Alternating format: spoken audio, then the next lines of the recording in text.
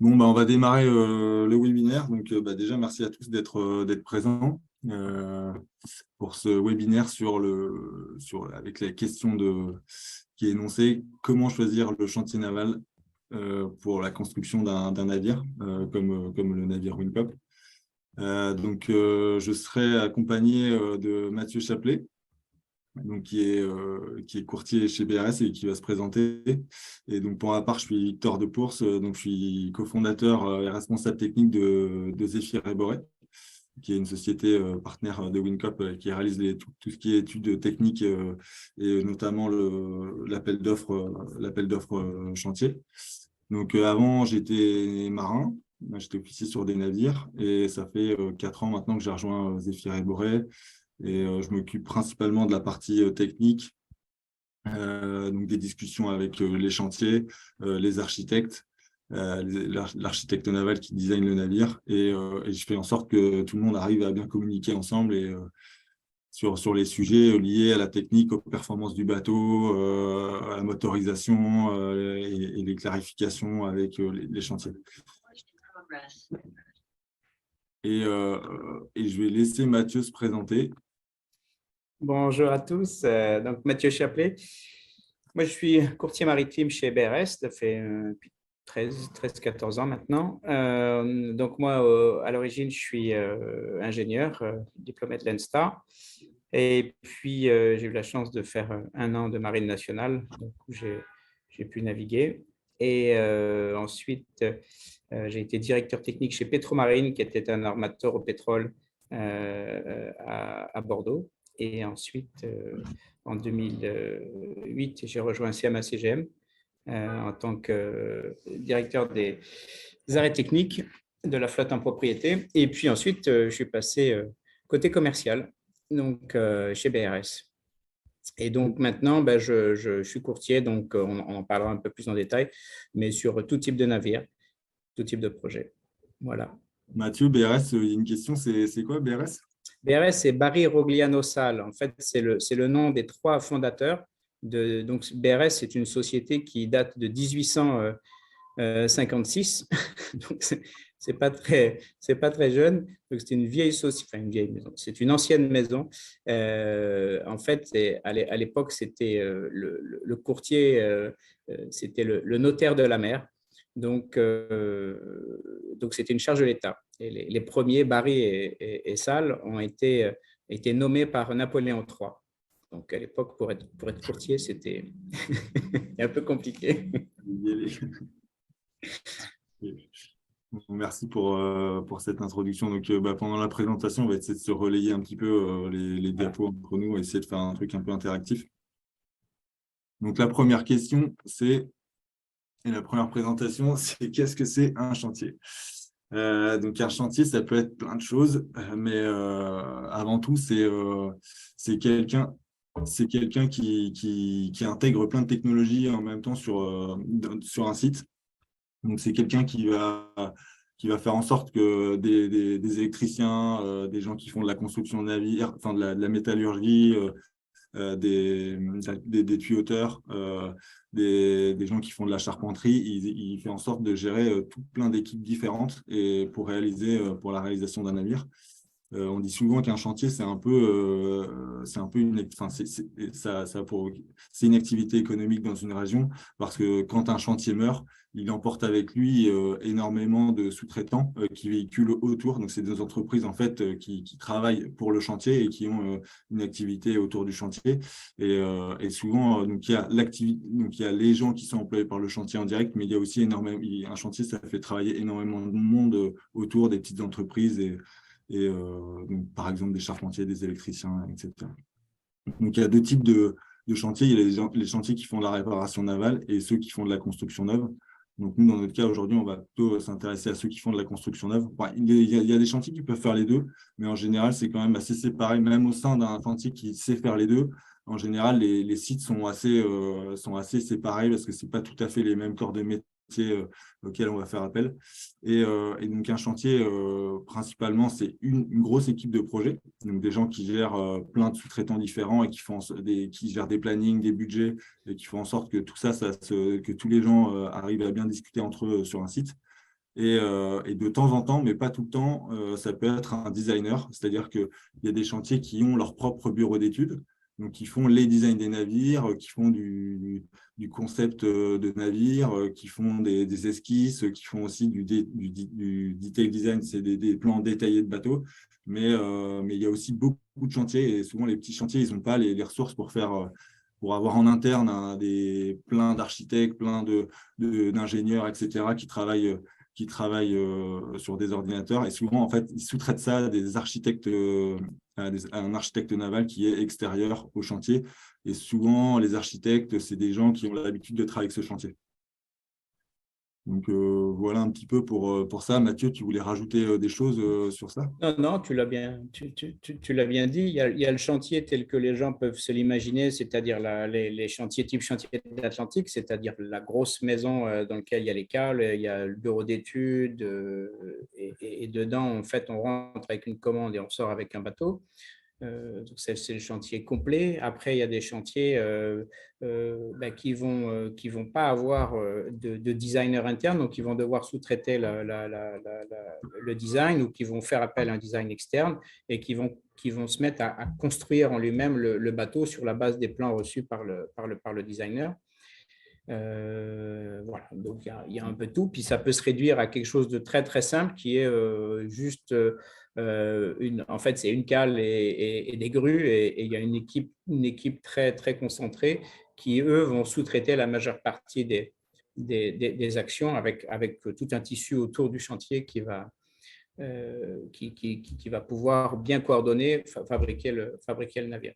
Donc c'est une force sociale, parce qu'un chantier, ça fait intervenir tout de suite 1000, 2000, 3000 personnes, et dans les grands chantiers, on va être à 10 000, 20 000.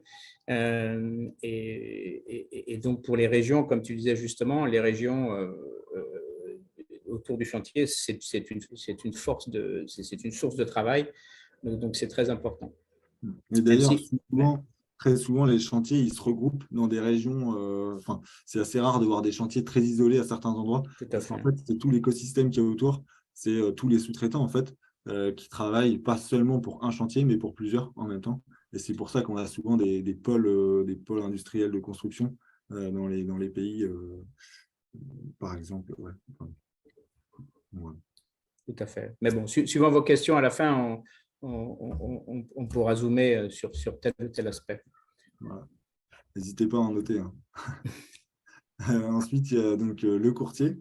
Deuxième présentation, c'était à quoi sert un courtier et comment on travaille avec un courtier et quel est exactement son rôle. Donc là, je vais laisser Mathieu en parler parce qu'il sera plus en mesure. Alors un courtier, ça sert à quoi? Pas grand-chose. Dans le courtier, c'est l'intermédiaire entre un acheteur et un vendeur. Donc, il y a différents types de courtiers. Courtier, on va le retrouver dans le maritime, on va le trouver entre l'affréteur, celui qui va louer le navire, et l'armateur. On va le retrouver entre deux armateurs, donc ils vont vouloir acheter un bateau entre eux.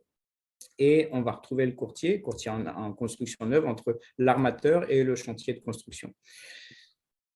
Alors pourquoi il faut un courtier, ou pourquoi? Ce n'est pas une obligation, hein, les gens sont libres d'aller en direct, sauf que dans la pratique, suivant la taille des entreprises, suivant l'expérience et suivant ce qu'on veut obtenir, la plupart des gens utilisent un courtier. Donc, soit on est dans un cas où l'armateur a le besoin de renouveler sa flotte ou d'aller vers quelque chose qui est connu, un design qui existe. Donc, le courtier, lui, connaît l'état du marché, connaît l'état les différents chantiers, et va pouvoir revenir à pouvoir apporter tel ou tel projet quasiment clé en main pour l'armateur. Ou bien dans le cas d'un projet avec un prototype, donc, il va pouvoir monter le projet, c'est-à-dire aiguiller l'armateur sur la méthodologie. Pour moi, un des mots-clés, c'est la méthodologie, c'est comment on va arriver à mener à bien ce projet. Tout simplement parce qu'il faut bien comprendre une chose, c'est que un armateur, ça construit très peu de navires. Un chantier, ça en construit beaucoup. Un chantier, ça fait en moyenne 12-20 bateaux par an. Un armateur, ça en fait 0,1, 0,2. On va dire ça en fait 5 tous les 10 ans ou 2 tous les 5 ans.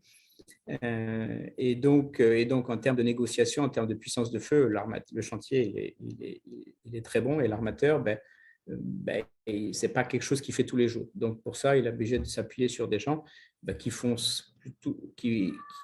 métier tous les jours, qui savent ce qu'on peut obtenir, ce qui est possible d'obtenir, donc un prix, un délai, mais pas que ça, c'est-à-dire une coordination pour que ça se passe le mieux possible. Alors ça, c'est là, il y a une dimension dont il faut tenir compte, qui est très importante, c'est le contexte international. C'est-à-dire que on va aller travailler sur des chantiers étrangers. Donc, disons qu'en France, ça va. En Europe, plus ou moins, on arrive plus ou moins à s'en sortir. Mais dès qu'on va parler sur des chantiers asiatiques, le chantier asiatique, le chantier chinois, par exemple, lui, il reçoit des demandes de cotation de la part de toute la planète, c'est-à-dire de Dubaï, d'Afrique, des États-Unis, d'Europe, d'Asie, de partout. Et donc, lui, il voit arriver un projet là, par un armateur, soit qui est mondialement connu, ça c'est une chose, ou soit par un armateur qui n'est pas connu du tout, ou qui n'a pas de track record, qui n'a jamais construit. Et donc, le chantier, lui, il va falloir qu'il donne un certain intérêt à ce projet. Et donc, c'est pour ça que le courtier, lui, de par la relation qu'il a et de par la manière de présenter les choses, va susciter l'intérêt du chantier. Savoir qu'un chantier, faire une cotation sur un projet, ça lui demande un mois de travail avec beaucoup de ressources internes. Ça prend un temps fou. Et donc, ça lui coûte de l'argent. Donc, le faire juste pour le fun, c'est sympa. Le faire parce qu'il a des chances de gagner l'appel d'offres, oui. Et donc là, on est là pour monter le cas et faire en sorte à ce qu'on puisse obtenir l'offre la meilleure possible parce que le projet est crédible. Alors, c'est un facilitateur parce qu'il est là pour mettre de l'huile dans les rouages, pour que tout se passe le mieux possible. Coordinateur, parce que les deux équipes vont travailler, d'un côté le chantier et de l'autre côté de l'armateur, et puis lui, il est au centre, donc à savoir que voilà, la plupart du temps, en fait, quand on fait une négociation, quand on discute ensemble, c'est le fait de pouvoir se comprendre et parler la même chose. Et alors, ça paraît tout simple sur le papier, mais en réalité, la plupart du temps, on se parle, mais on ne se comprend pas beaucoup. Donc, on est là pour ça. Et puis, négociateur, parce qu'à la fin, on est là pour obtenir un prix, un délai, une qualité de construction, des termes, des conditions qui font que le projet, d'un seul coup, il est viable. On part d'un projet sur papier, et puis il faut lui donner une vie à ce projet. Alors, il y a la négociation, on va dire, qui permet d'arriver jusqu'à la signature du contrat, mais c'est surtout qu'après, c'est en construction neuve en tout cas, la signature du contrat n'est que le début en fait du projet, véritablement, puisque derrière, c'est à partir de là qu'on va pouvoir construire le navire. Et donc, une construction de navire, ça dure à peu près de 24 mois, donc de 2 ans. Et donc, l'idée, on sera content qu'au moment où on aura reçu le navire, donc, et qu'il sera conforme à la spécification et au contrat. Voilà. Donc après, bon, je pourrais m'étaler encore plein de temps, mais on va dérouler encore. N'hésitez pas à revenir là-dessus, puis je peux vous donner des exemples, des choses pour le rendre un peu plus concret. Côté armateur, il y a autre chose que tu n'as pas. Tout ce que tu as dit, c'est bien juste, mais il y a autre chose. C'est que pour l'armateur, ce qui est intéressant, c'est qu'en fait, il n'y a pas de discussion en direct entre l'armateur et le chantier pendant la phase d'appel d'offres. Tout passe par le chantier, que ce soit côté chantier ou côté armateur. Tout passe par le courtier. Pardon. Et donc, ça peut avoir des inconvénients parce qu'on peut dire « j'irais mieux à parler en direct, etc. avec le chantier pour telle raison ». Mais l'avantage que ça a, c'est aussi de filtrer. Ce n'est pas un filtre, mais c'est aussi de faire en sorte que les chantiers se… Parce que des fois, il y a 10 chantiers qui vont répondre en même temps. tout le monde va envoyer des questions en même temps et ça permet au chantier de ne pas forcément harceler l'armateur avec plein de questions. Et il y a une espèce de filtre et je ne trouve pas le terme, mais les gens se tiennent un peu quand il y a un courtier dans la boucle, même si Non, c'est… ben, disons que oui, non, mais c'est ce que tu dis, c'est exactement ça. C'est-à-dire que l'idée, c'est d'organiser ce dialogue. Il y a Parce que plus d'organisation, exactement. c'est d'organiser ce dialogue, c'est-à-dire que le chantier lui doit répondre avec des questions. Sinon, il appelle l'armateur toutes les 2 secondes. Ensuite, il essaie de créer sa relation personnelle. Ensuite, il est et tout le monde le fait. Et l'armateur, lui, il est absorbé, il est en permanence sous pression pour répondre à des questions qui n'ont pas. Ensuite, le courtier il est là aussi pour tirer des chantiers. C'est-à-dire qu'il y en a qui sont super excités par le projet, il y en a qui traînent des pieds, il y en a qui sont occupés par d'autres choses. Donc, le courtier, lui, va pouvoir les ramener, mais ça ne se verra pas trop au niveau de l'armateur. L'armateur, il va voir des chantiers tout contents, tout prêts, tout à faire, mais en même temps, il aurait fallu les tirer parce que lui, le chantier, lui, il a 10 ou 15 projets en même temps qui lui tombent dessus avec des trucs aussi géniaux que possible. Et donc ça permet, l'idée, c'est vraiment d'accrocher pour qu'on puisse travailler efficacement ensemble. C'est Ouais, c'est ça, il y a un vrai important. travail de fond en fait avec le métier de courtier qui ne se voit pas forcément pour l'armateur et qui lui simplifie la vie. Et Euh, l'armateur, il a d'autres choses à faire. Il a les banques à gérer, il a ses clients, il a tout un tas de choses. Donc lui, il veut des solutions, il ne veut pas de problèmes. et donc là, il y a 2 questions peut-être qu'on peut les traiter maintenant, mais il y en a une, c'est de Jean-Emmanuel France. C'est le courtier travaille-t-il avec différents chantiers? Donc oui, en fait, enfin, la question, le courtier travaille-t-il avec différents chantiers? Oui, alors ben, le courtier, lui, il travaille avec, N'importe qui, en fait. alors, avec tous les chantiers. Alors, ce qui est différent, on va retrouver, par exemple, il y a des courtiers en France où on va avoir des courtiers en financement bancaire ou des choses comme ça qui travaillent avec un certain nombre de banques. Le courtier, en tout cas chez BRS, nous, on travaille avec tout le monde. Donc, il y a des chantiers où on a déjà travaillé auparavant et des chantiers où on n'a jamais travaillé auparavant. Il y en a où on a souvent dialogué, mais on n'a jamais concrétisé avec un contrat. Mais disons, un courtier comme BRS, par exemple, il faut imaginer BRS, on est 500 dans le monde, on a 22 bureaux dans les différents endroits du monde. Donc, il y a une histoire, comme je disais, depuis 1856. Donc, on est connu sur le marché international, ce qui permet de dialoguer avec tout le monde. Il y a des chantiers, alors on approche tous. Il y a des chantiers sur lesquels ils existent, mais on ne travaille pas vraiment parce que le risque, ils sont là, identifiés. Il y a des chantiers qui travaillent beaucoup sur des projets domestiques. Donc, on peut aller, il y a des chantiers qui ont pignon sur rue, il y a des chantiers qui sont très locaux, il y a des chantiers qui n'ont jamais travaillé à l'export. Voilà. Est-ce qu'on va perdre son temps avec certaines personnes? Est-ce que le chantier est capable d'émettre des garanties de restitution d'acompte? Donc, est-ce qu'il a une solidité financière pour pouvoir répondre et satisfaire l'armateur? C'est qu'à un moment donné, on va avoir un bon prix, on va tout avoir bon, mais lui, il ne va pas être capable d'aller. On y revient tout à l'heure Voilà. là-dessus. Allez, vas-y, sinon je suis parti. Non, il y a une autre question, pareil, je pense que ça vaut le coup de la traiter maintenant, c'est peut-être rapide. Comment il rémunère un courtier? En Alors, fait, ouais, vas-y, ouais, balance. non, ça c'est tout simple, c'est tout à fait standard. Donc, en fait, le courtier, lui, il récupère, en fait, il est payé sur le projet qui est fait. C'est-à-dire, c'est de l'ordre de 1% du montant du projet et on est en no cure no pay. C'est-à-dire que nous, on va travailler jusqu'à ce que le projet se fasse. Si le projet ne se fait pas, il n'y a pas de rémunération. Si le projet se fait et que le navire arrive jusqu'à livraison, donc il aura l'équivalent d'1% du montant global. Donc, il y a le risque de ne pas réussir. Ça nous arrive de démarrer des projets qui ne vont pas jusqu'au bout. Mais il est toujours payé par le vendeur. Donc, dans le cas d'une construction, c'est le chantier. Donc, l'armateur, lui, dans le prix, dans l'offre qui va être remise par le chantier, sera inclus une commission. Et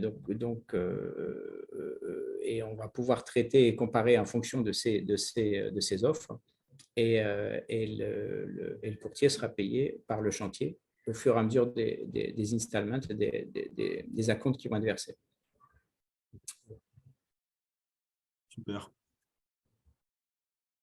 Donc, je passe à la Ce diapo. qui est différent, ce qui est différent d'un consultant, parce qu'il y a ces deux mots, consultant et courtier. Consultant, c'est quelqu'un qui va travailler pour une société, donc pour l'armateur. Donc à ce moment-là, lui, il est payé quoi qu'il arrive, il est rémunéré par rapport à des tâches. Je dois rendre un rapport, je dois faire ci, je dois faire ça. Voilà, comme l'avocat, comme un certain nombre de personnes sont payées à la tâche. Et puis le courtier, c'est beaucoup plus risqué, on va dire, dans le sens où il peut travailler. Ça m'est arrivé de travailler 2 ans sur un projet qui n'a pas abouti. Et bon, je reviendrai aux questions à la fin, je les garde pour maintenant, mais on y reviendra. Ouais. J'ai vu qu'il y avait encore des questions, mais je vois que le temps passe et sinon, jamais. Donc, l'appel d'offres. Quelles sont les grandes étapes de l'appel d'offres? Donc, d'abord, avant de décider d'interroger des chantiers, donc via un appel d'offres, donc l'armateur il fait un concept design, c'est-à-dire qu'il fait un design du navire et en français c'est une étude préliminaire. Donc, dans ce concept, il y aura un dessin du navire, donc des plans du navire, donc ce qu'on appelle le general arrangement. Il y aura une spécification qui n'est pas très détaillée, mais dans laquelle il y a les principaux, les grosses dimensions du navire, la taille du moteur, enfin, tous les éléments différenciants du navire. Et souvent, il y a un petit rapport avec de stabilité, de dimensions, de certaines grandes dimensions du navire qui sont joints. Ça peut être dans la spécification ou sinon ça peut être un rapport qui est joint. Mais c'est vraiment les deux choses importantes. Et avec ces deux choses, le chantier, lui, il doit être en mesure de pouvoir faire une cotation, une cotation et faire une offre à un armateur. Donc la spécification, c'est un document qui fait entre 30 et 50 pages. Donc, ce n'est pas une spécification qui est détaillée parce que le chantier, lui, il en reçoit, comme le disait Mathieu, il en reçoit des dizaines. Il y a des chantiers qui en reçoivent 10 par jour pour faire des navires. Et donc, ils ne peuvent pas étudier un document qui fait 300-400 pages. Donc, à ce stade-là, on est vraiment sur des grosses, sur des grosses tendances en fait, de navires. Donc, une fois qu'on a ça, il y a un premier contact qui est fait avec les chantiers. Donc, d'abord, on verra plus tard, mais on a une proposition de liste de chantiers. Ensuite, on les interroge. Donc là, on leur demande si ça les intéresse de travailler sur un design comme ça. Donc là, il y a vraiment, c'est un mail avec des grandes dimensions du navire, etc. Si le chantier se montre intéressé, donc il y a des chantiers qui peuvent ne pas se montrer intéressés parce qu'ils ont trop de travail, parce qu'ils viennent de prendre une grosse commande, parce qu'ils n'ont peut-être pas assez de travail, ils n'ont pas envie d'en prendre. Enfin, on ne sait pas, mais en tout cas, ils peuvent dire que bon, nous, désolé, on n'est pas, le navire ne nous intéresse pas. Ceux qui sont intéressés, on signe des NDA. Donc, des NDA, c'est des Non-Disclosure Agreements. Donc, c'est des clauses des documents de confidentialité. Et à partir de là, on est d'accord pour dire qu'il y a un intérêt entre les deux parties pour donc le chantier se montre intéressé pour faire une cotation. Donc là, on lui envoie les documents de consultation, donc le concept design et le general arrangement. Le chantier, lui, il mouline tout ça, il regarde avec son bureau d'études. S'il y a des questions, il peut nous revenir à travers des questions de clarification. Donc tout ça, ça passe via le broker, via le courtier. Ensuite, il nous fera une première offre. Donc ensuite, en général, la première offre, ils mettent entre 5 et 6 semaines, des fois un peu plus, des fois on peut demander 2 mois suivant les dossiers si c'est plus ou moins complexe. Donc ça, c'est une première offre indicative. À ce moment-là, nous, on peut demander des clarifications techniques ou financières, économiques, etc. sur le design. Et à la suite de ça, de cette phase de clarification, on va shortlister en fait 2 ou 3 chantiers sur la base de cette première offre qu'on a reçue. Et ces 2 ou 3 chantiers, là, on va travailler un petit peu plus. Il y aura un peu plus de clarification technique. Il y aura une négociation du prix. On ira visiter ces chantiers, on ira les rencontrer. On fera le déplacement, on ira vérifier les équipements du chantier, etc. Il y aura beaucoup plus de relations qui sera faite à partir de ce moment-là entre le chantier et l'armateur et le courtier. Et donc, là, on va se décider. On va choisir un des chantiers sur les 3. Donc, on va signer en fait, une lettre d'intention avec un seul chantier. Donc, une lettre d'intention, en fait, c'est un document qui résume un peu le contenu de concept design, c'est-à-dire le general arrangement. Donc, en fait, on bloque un prix. La LOI, c'est pour bloquer un prix pendant une certaine durée sur la base du concept design qui a été défini et les clarifications techniques qui ont eu lieu pendant cette phase préalable.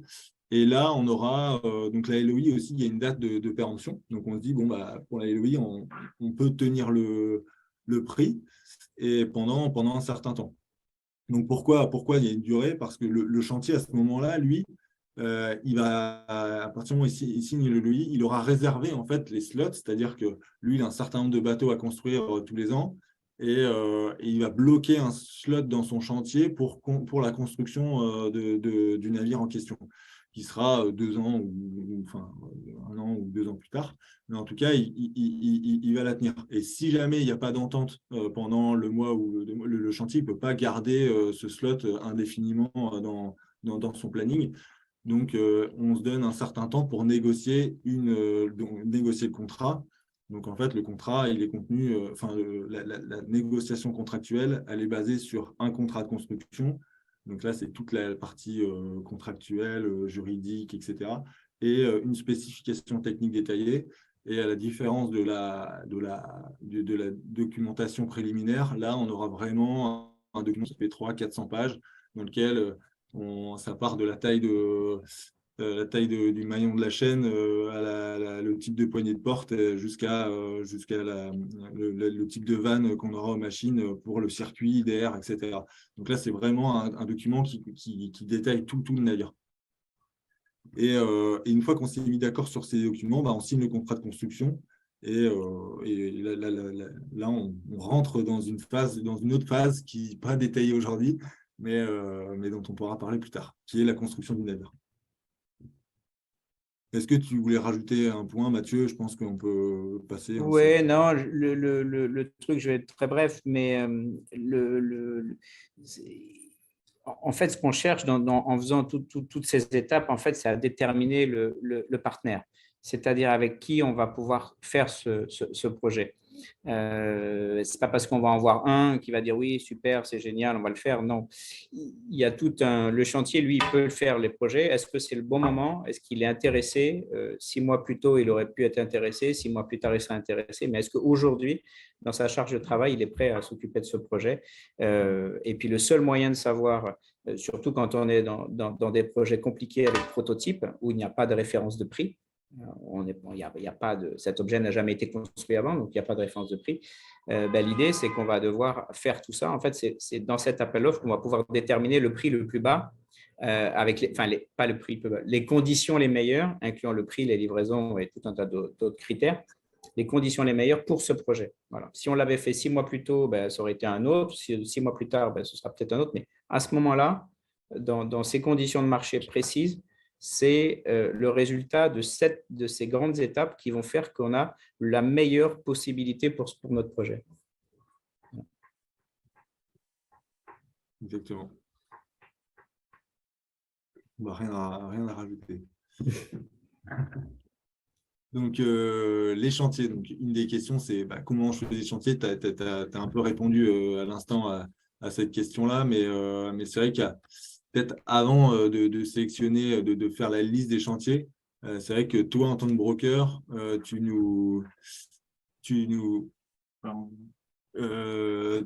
conseilles un peu et tu regardes un peu comment est le marché. Donc, tu as une première analyse qui est faite où tu vas regarder sur les 5 dernières années quel chantier a construit quoi.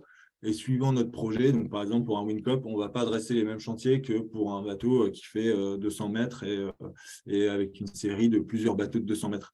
Donc ça, c'est un peu ton travail de venir avec une première liste de chantiers qui répondent en fait un peu au cahier des charges de la spécification technique du projet, quoi. Tout à fait. Donc, l'idée, ce n'est pas pour moi d'imposer tel ou tel chantier. L'idée, c'est qu'il y a un dialogue qui s'instaure avec l'armateur, qui est que voilà, à qui on va soumettre ce projet. Alors, il y a plusieurs critères. Déjà, c'est le critère de fiabilité. L'idée, c'est d'aller vers des chantiers dont on sait qu'ils sont capables de faire et capables de livrer et qui ont les moyens aujourd'hui. Donc, on va établir des listes. Quand c'est des bateaux standards, ben, c'est assez vite fait parce on sait qui est sur le marché aujourd'hui, on sait ce qu'ils font, on peut analyser leur design. Donc, nous, on a les designs à peu près je veux dire, un tanker de 50 000 tonnes, par exemple, on sait les chantiers qui les ont construits les 10 dernières années. Donc, on sait on sait pour qui ils ont construit, on sait que ça s'est bien passé, on sait que ça s'est mal passé, on sait ci, on sait ça. On sait aussi que leur design, il a telle consommation de fuel, donc on sait qu'il est bon, le design est bon.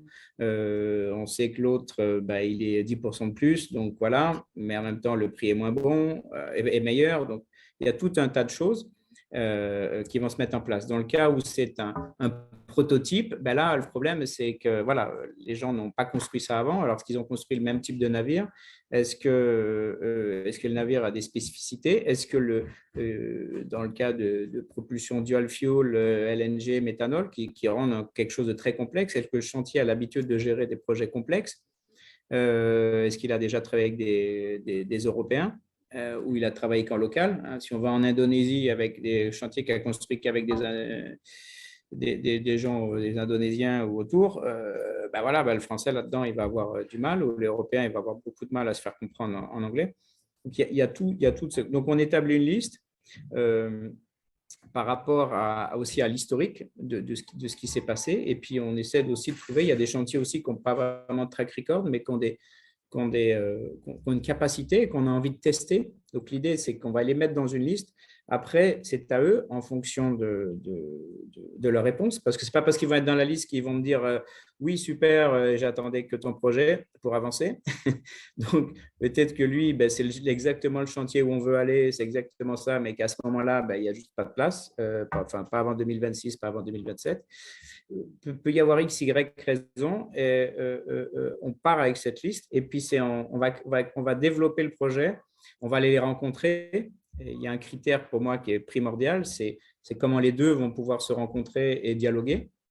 Il y a des chantiers avec qui ont tout ce qu'il faut, mais que dans le dialogue, ça ne passe pas, ça ne colle pas, ça ne plaît pas des deux côtés, donc ça s'arrête aussi.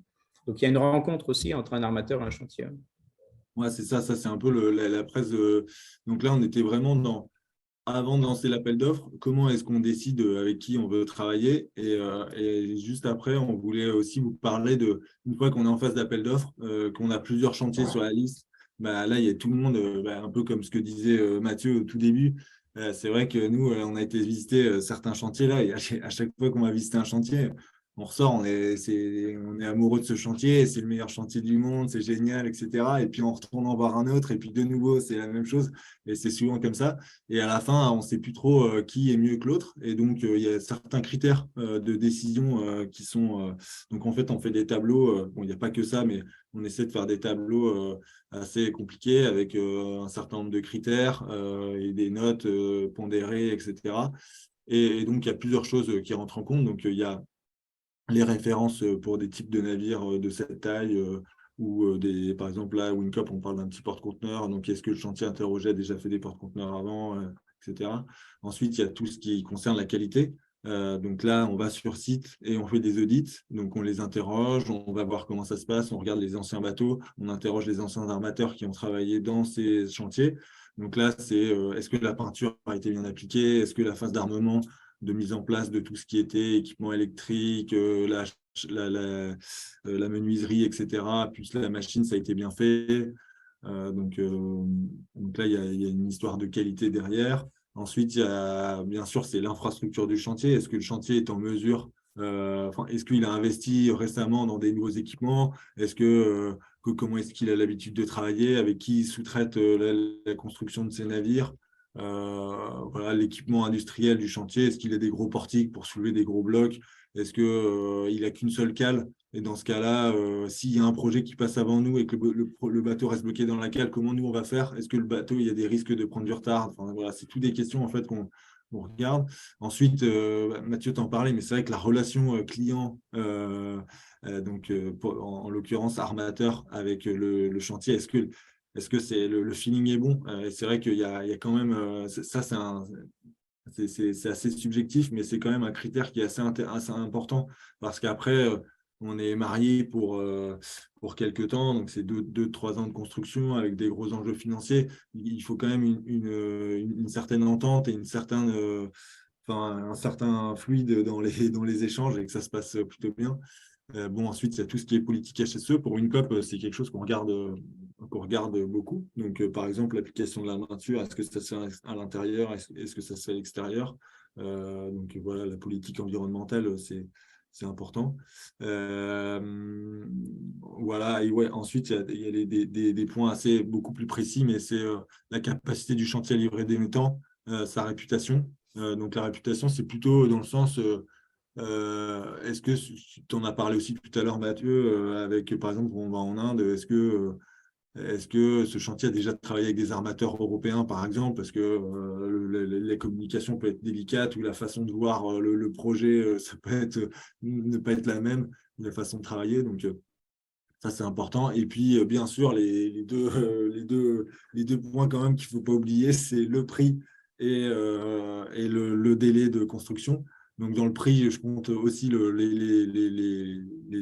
termes de paiement. C'est-à-dire qu'il y a des chantiers qui vont être assez agressifs sur ça. Donc, on peut être en mesure de payer une grosse partie à la fin, ou alors il faut payer le chantier à fur et à mesure que le design avance.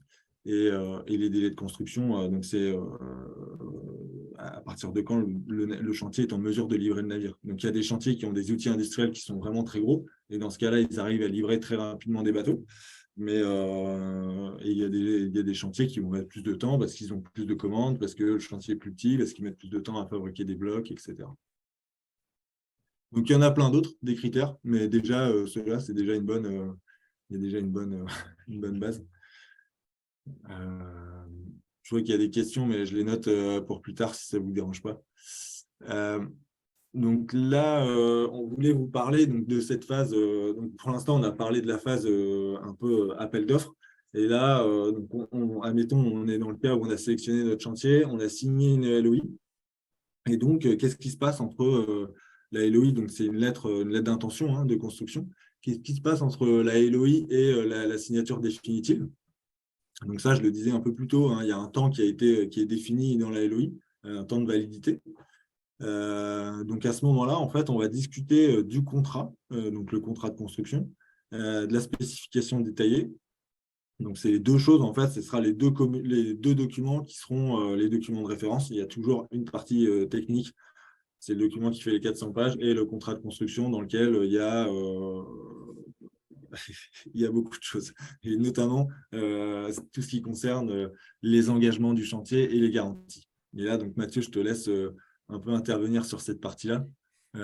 Oui, donc en gros, on arrive après la LOI, en fait, on s'est mis d'accord sur les termes principaux, prix, délai, toute une autre chose. Et là, on a sélectionné enfin notre partenaire, et donc on vient dérouler la finalisation de la spécification et du contrat. Les engagements du chantier, en fait, il faut voir que le chantier, après, il est responsable de quasi tout, et l'armateur, il est responsable d'une seule chose, c'est celui de payer. Donc, le chantier, lui, il veut aussi s'assurer que l'armateur qu'il a en face, lui, il sera bien en mesure de payer à la signature, mais aussi dans 1 an, mais aussi dans 2 ans, au moment de recevoir les bateaux. Lui, c'est ça son problème. Parce que si le navire, c'est un prototype, je veux dire, si le navire, c'est un navire standard, le chantier, au pire, si l'armateur ne veut pas le prendre ou n'est pas en mesure de payer, il va pouvoir le revendre sur le marché. Mais quand ça va être un navire tellement prototype, tellement bizarre, que lui, une fois qu'il a fini et que l'armateur n'est pas là pour payer, il se retrouve avec un truc sur les bras, personne ne veut l'acheter. Et donc, il a tout perdu. Donc voilà. Et ensuite, lui, il y a des garanties bancaires, mais aussi il y a ce qu'on appelle les liquidity damage, c'est-à-dire que le chantier, lui, il vient garantir une certaine vitesse, un certain délai de livraison, une certaine consommation du moteur, et tout un tas de choses pour protéger l'armateur. Et s'il dépasse ces garanties, donc la garantie de vitesse et tout ça, il y a un moyen pour l'armateur de casser le contrat et de ne pas prendre livraison du bateau si le navire est complètement hors spec, hors spécification. Voilà. Mais après, on peut détailler un peu plus tard. On avance encore et puis on reviendra à une importance et à vos questions. Ouais, je reviens quand même parce qu'il y a une question qui est intéressante. C'est bonsoir, donc de Simon Picolin. Est-il au courant d'avoir, enfin, est-il courant d'avoir des LOI qui ne débouchent pas sur une signature car pas d'accord final? Donc, bah oui, ça arrive. Ça arrive. Et c'est tout l'intérêt de la LOI, en fait, c'est que ça protège à la fois le chantier et à la fois l'armateur.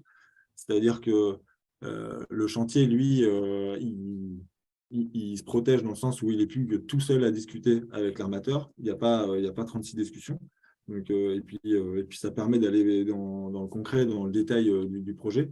Et pour le chantier et pour l'armateur, le but, c'est aussi de se protéger du chantier. Si à un moment donné, le chantier, entre la phase d'avant, signature de l'OI, il était super avenant, il avait plein d'idées, plein de trucs, et puis d'un seul coup, il est fermé à tout pendant la phase des LOI, et que, donc, par exemple, à l'étape avant la signature des LOI, on ne rentre pas dans le détail.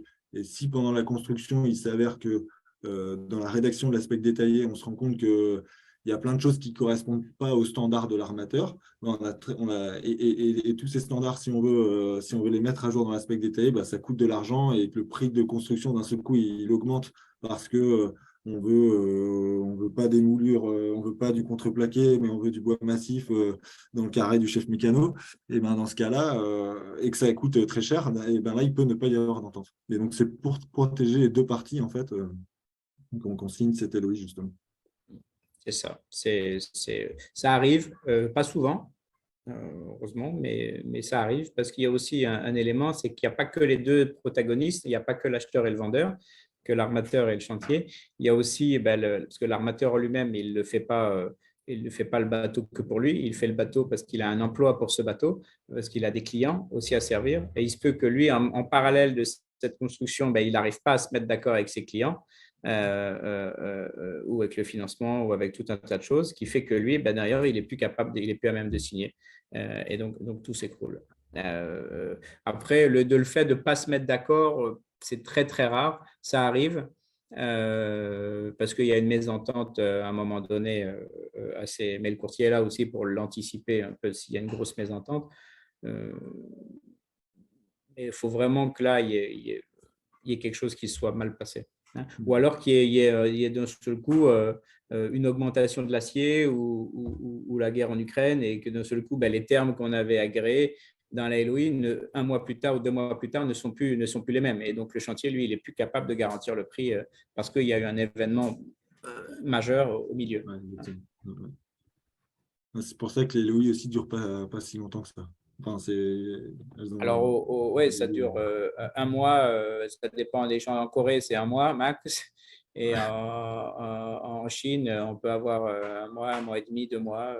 Mais plus le temps passe, plus maintenant. Et puis, des fois, ça peut être sur des bateaux standards, ça peut être 15 jours. Hein. Donc, sur des bateaux très standards, ça peut être très rapide. Moi, je passe à la dernière et je vois qu'il est Oui, déjà tard, donc on va essayer vas-y, de. vas-y. Comme ça, on va laisser un peu de temps aux questions. Mais donc, c'est la dernière diapo. Donc, c'est un peu les difficultés pour un navire comme le Windcup. Pardon. Des difficultés, c'est vrai que là, je vois qu'il y a des questions un peu sur la partie prototype. Donc, c'est un navire qui est particulier, c'est-à-dire qu'il y a des bateaux très, très classiques de série. Et donc, dans ce cas-là, l'armateur, il peut aller voir directement un chantier sans forcément avoir de design, en fait, mais il va le voir et dit, moi, j'ai tel besoin. Donc, par exemple, un pétrolier, on va prendre l'exemple d'un pétrolier parce que c'est assez classique comme navire. Et il y a des séries de pétroliers comme ça, et il achète un peu comme sur une étagère avec des options. Je veux l'option tel moteur, l'option telle chose, telle chose. Et il choisit son navire comme ça. Et nous, dans notre cas, le Windcup, étant donné que c'est un premier de série, on l'espère, ou du moins un prototype, bah, c'est un navire qui est original. Et donc ça, il y a un risque pour un chantier. Donc le chantier, lui, les chantiers, ils prennent des risques parce que s'ils faisaient toujours les mêmes bateaux, il y a un moment donné, certains chantiers accepteraient des bateaux en tout cas des bateaux différents, et ils se feront dépasser et finalement ils ne seront pas en mesure. C'est aussi prendre des commandes de bateaux qui sont un peu différents, c'est aussi de l'apprentissage pour un chantier. Et donc, tu parlais tout à l'heure des bateaux dual fuel, des bateaux avec plusieurs types de carburants, etc. Donc ça, c'est des vrais risques pour les chantiers qui ne l'ont jamais fait. Mais par contre, s'ils s'y mettent jamais, eh ben, ils restent un peu sur le bas-côté parce qu'il y a des chantiers qui savent faire et eux ne savent pas faire. Donc, les chantiers, ils sont quand même assez ouverts pour la prise de risque sur l'originalité des navires. Ça, c'est quand même une bonne chose. Ensuite, pardon, niveau Wincop, ça reste une jeune compagnie maritime, donc il n'y a pas de track record. Donc, pour un chantier, ça peut être perçu comme un risque. Donc là, c'est aussi le but de fonctionner avec un broker, on l'a expliqué un peu avant, donc un courtier, pardon.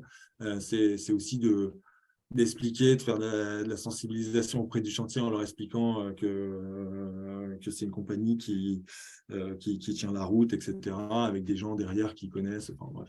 Ça, il y a un peu de l'éducation.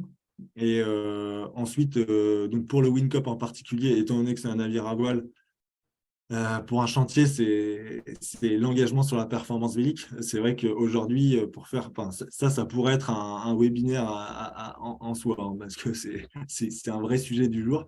Parce qu'un moteur classique, donc c'est acheter le moteur de propulsion, il est acheté par le chantier, il est testé en usine, ensuite il est mis à bord et vérifier la performance d'un moteur, c'est super facile. On le fait depuis très longtemps. Mais par contre, vérifier la performance d'un équipement vélique, avec du vent qui n'est pas constant, avec des critères de performance qui ne sont pas du tout les mêmes que sur un bateau classique. Là, il commence à y avoir des petits sujets sur ces points-là. Donc là, il y a des chantiers qui refusent parce qu'ils savent que cet engagement, il sera compliqué à avoir. Et il y en a tout de suite, dès le début, ils nous disent que ça ne sera pas possible. Et ensuite, donc le dernier point, c'est toujours un peu dans la même lignée que les performances véliques, c'est les chantiers, ils aiment bien travailler avec des gens qui connaissent et des gens fiables, parce qu'une fois qu'ils achètent, après, ils sont responsables. Comme le disait Mathieu, l'armateur, ensuite, il est responsable que de payer, mais c'est le chantier qui discute avec eux, c'est le chantier qui traite les sujets techniques, etc. Et donc, typiquement, les fournisseurs de voile, aujourd'hui, c'est des gens, c'est des gens qui créent des nouvelles sociétés. C'est des gens qui n'ont pas forcément de track record. Ils doivent construire des usines, ils doivent faire ci, faire ça. Et donc là, il peut y avoir aussi des sujets un petit peu des prises de risque côté chantier à ce sujet-là. Bon, je ne rentre pas trop dans le détail, mais on va peut-être passer aux questions, parce que je vois qu'il y en a, il y a 10 minutes. Mais ça, c'était pour faire un petit aparté sur les difficultés là par rapport à un appel d'offres plus classique de navire, quoi. Bon, je passe aux questions. Désolé, il reste plus que 10 minutes. J'espère que vous n'en avez pas trop. Alors, je vois qu'il y avait quelques questions au sujet du courtier tout à l'heure. On va y revenir. Donc, il y avait Guillaume Rouillet qui demandait est-ce que le courtier agit seul ou en équipe? Alors, est-ce qu'il agit seul ou en équipe? Alors, le courtier, il n'y a pas de règle. Il peut être seul, ça dépend du type de projet. On peut travailler en équipe, c'est-à-dire sur des projets très complexes, très gros, avec énormément d'intervenants. On peut être à deux. On peut aussi, il y a des projets où on travaille à la fois sur l'affrètement et à la fois sur la construction. Donc là aussi, on peut être deux, hein, sur l'affrètement, la partie affrètement, et autre sur la partie construction. Il y a pas de règle. On peut travailler aussi avec un co-courtier, hein. Il y a aussi c'est comme le notaire, on va dire. Il y a le notaire acheteur, notaire vendeur. Il y a tout un tas de choses. Mais la majeure partie du temps, le courtier est seul. Ouais. Et c'est vrai qu'il y a une relation quand même assez étroite avec l'armateur et son courtier, parce qu'il y a Après, on apprend à se connaître et il y a des choses qui sont plus faciles. Donc, en général, quand on a un courtier, on le garde. Ça, c'est ce que j'aime un peu aussi dans le métier, c'est-à-dire qu'on va nouer une relation, on est dans l'idée d'un projet, on est dans l'idée d'une négociation. Donc, à un moment donné, on arrive à un état où on se comprend. On a besoin, juste on se regarde, ou à travers trois questions, on a compris où il veut aller, où l'armateur veut aller, ce qu'il veut. Et donc, après, on sait et plus cette liaison est forte, et plus le couple est fort, plus on est fort en type négociation et dans ce qu'on veut. L'armateur, il est là aussi, mais c'est le premier test de l'armateur. L'armateur, il veut quelque chose. Le courtier va dire ce que tu demandes, je le comprends, mais je ne le vois pas faisable. Donc, est-ce que c'est exactement ça que tu veux, ou est-ce qu'on pourrait voir, est-ce que quelque chose qui s'approcherait de ça? Puis, voilà, parce que disons, Le courtier, c'est à peu près comment va réagir le chantier, ou alors comment le présenter au chantier pour arriver au même résultat. On n'est pas obligé d'arriver en prenant son élan et en courant. On peut aussi demander d'une autre manière. L'important, c'est d'arriver à ce qu'on veut obtenir. Je vois qu'il y a une question intéressante. On est un peu à celle-là, c'est coût du marché mondial. Est-ce qu'il y a des alternatives? Donc, c'est Bernard Michel qui l'a posé. Est-ce qu'il y a des alternatives crédibles à l'Asie en termes de compétences pour la construction? Oui, oui, bah, l'Europe n'a jamais disparu en fait, hein. L'Europe est là, elle construit. Enfin, l'Europe, les États-Unis ont jamais vraiment été, sont jamais vraiment lancés dans la construction, puisque ça coûte extrêmement cher. Mais l'Europe est capable de construire tout un tas de navires, même les infrastructures de le faire, même des grands navires, comme en Roumanie avec le chantier Mangalia, qui a été repris par Damen. La question, la question est la même, elle est du coût de revient. C'est-à-dire qu'on n'a pas les mêmes structures de coûts. Je dis souvent, je fais souvent cette allusion, mais en France, on n'est pas capable, en France, en Europe, on n'est pas capable de faire 10 paires de chaussettes à 2 euros. Voilà, on sait faire une paire de chaussettes à 100 euros avec du fil verre à soie qu'on a élevé entre 500 et 1000 mètres d'altitude, et puis on est capable de broder les initiales du client avec du fil d'or. Mais 10 paires de chaussettes à 2 euros, ben ça, on ne sait pas faire. Voilà. On ne sait pas faire. Et un bateau, plus les bateaux sont simples, c'est une soudure acier-acier, c'est des choses assez simples. L'Asie le fait très bien et c'est très difficile d'être compétitif. On revient même sur la production des vêtements, on en revient même sur la production de tout un tas de choses.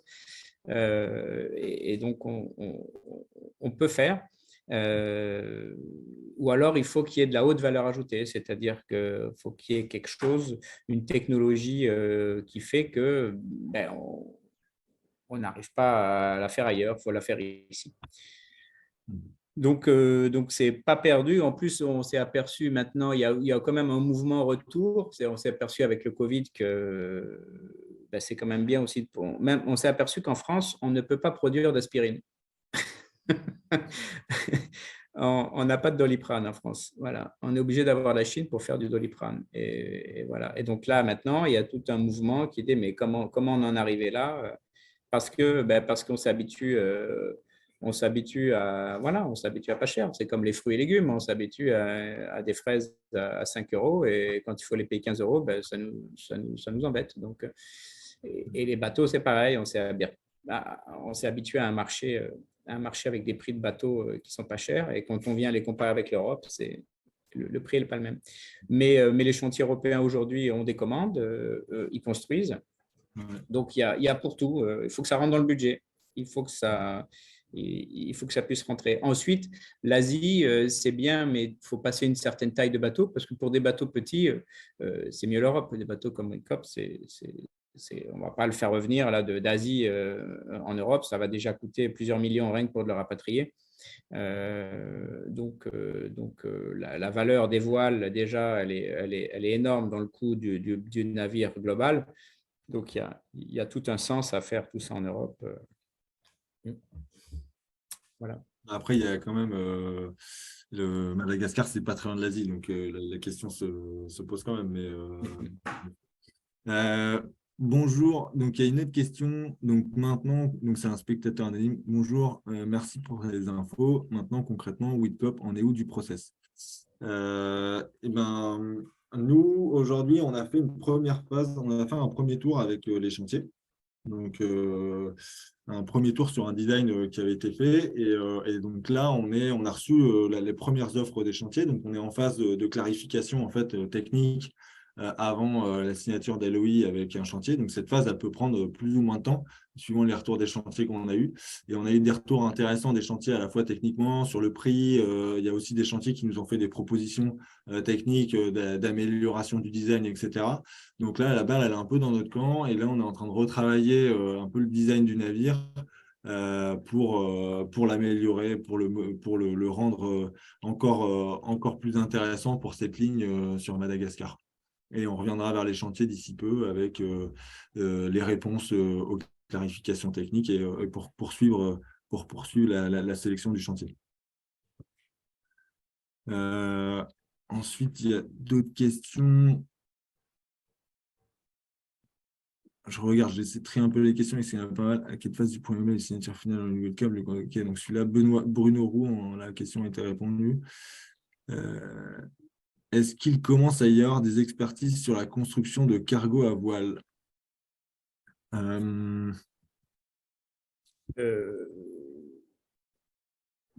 Oui, ça commence à venir. Il y a le chantier Piriou qui a pris en France, qui a pris pas mal de projets récemment sur des navires un peu plus petits que celui-là.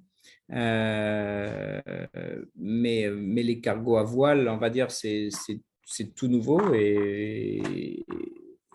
Par contre, Ouais. le truc, c'est qu'il y a de plus en plus d'expertise chez les designers des cargos à voile. Et c'est vrai qu'un bateau, c'est avant tout un design et une équipe de designers. Et donc, les chantiers, ils peuvent de plus en plus s'appuyer sur des équipes de designers qui seront de plus en plus à jour de la propulsion hybride voile moteur, ce qui n'était pas le cas jusqu'à maintenant. Et maintenant, il y a des gros cabinets de design qui s'y mettent, qui discutent avec des gros instituts, etc. Et il y a des publications qui sortent sur ces sujets-là, ce qui est ce qui est assez récent parce que jusqu'à maintenant, il y avait pas vraiment de clients pour ces bateaux, quoi, alors qu'il y en a de plus en plus. Il reste 2 minutes. Est-ce qu'on s'arrête là ou est-ce qu'on fait une petite conclusion ou alors je prends encore des questions? Je prends les questions et après j'ai mis en discussion. On répondrait par email. D'accord, ok. Il y avait une question aussi, Victor, plus pour toi. Est-ce qu'un navire comme Wincop, en termes d'équipage, pour gérer les voiles, c'est. a besoin de plus de monde à bord pour la maintenance, pour faire fonctionner les voiles en mer? Le but, c'est de ne pas avoir besoin de plus de monde, justement, c'est qu'on met des systèmes automatisés, pardon, qui s'ajustent un peu tout seul avec les conditions de vent. Donc, c'est sûr qu'au début, pour la mise en route, il y aura peut-être un peu plus de monde. Mais à terme, le but du jeu, c'est de ne pas mettre de marins supplémentaires et de voir un peu la propulsion vélique comme un moteur de propulsion vélique, comme ça pourrait être un moteur thermique. Et que ça reste assez simple. Donc, pour ça, il y a des outils en passerelle d'assistance pour les marins. Donc, c'est des espèces d'automates, en fait, qui aident le marin à faire des décisions, à prendre des décisions et à diriger le bateau en fonction des vents, etc. Mais c'est vrai qu'il y a une espèce d'apprentissage à avoir par les marins. Il y aura de l'apprentissage pour les futurs marins de ces bateaux. Voilà. Bon, je vois que l'heure est passée, il est 19h.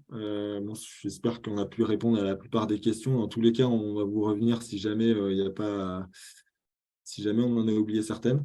Je vois qu'il y en a une qui vient de tomber à la fin, là. Bon, on n'aura pas le temps d'y répondre, mais merci à tous pour la participation. Je vois qu'il y a eu quand même pas mal de monde. Merci Mathieu, à toi. Merci à C'était toi, Victor. Merci toujours pour intéressant. l'invitation et merci à vous pour vos questions.